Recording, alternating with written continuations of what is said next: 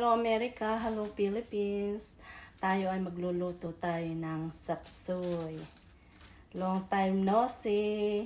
Halip po kayo, samahan niyo ako magluto ng sapsoy. Ito ang simpleng gagamitin natin. Carrots, tapos sayote, and broccoli. Magluluto tayo niyan. Ayan guys. Lulutuin natin ng simpleng recipe na ulam. Pero healthy siya. Masustansya sa katawan. Isang broccoli, ano pala to? Alam nyo na yan. Nakalimutan ko na pangalan yan. Tapos ito. Tapos bawang. Lagyan natin ng bawang. Nakalimutan ko na yung pangalan niya. Ano ba yan? Lagyan natin ng bawang.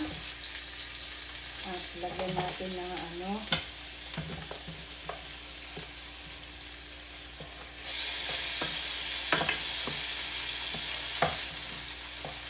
isayin natin ang bawang at sibuyas.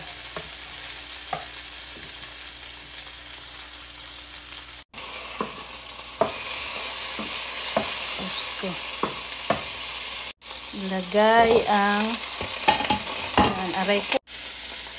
Lalagay natin ang carrots. Ayan, halo-haloin lang natin. Papalambutan natin saka natin ilalagay ang cauliflower.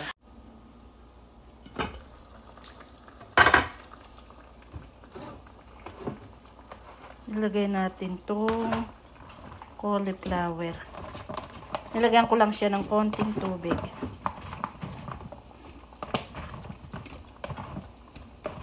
Ayan na siya. Pakuluin natin ng 5 minutes o 3 minutes. Mag-boil tayo ng egg. Alang maliit na itlog kaya yan lang.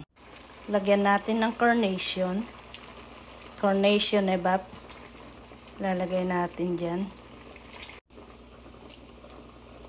Lagyan natin ng salt. Tapos, lagyan natin ito. Andyan na lahat. Kompleto siya.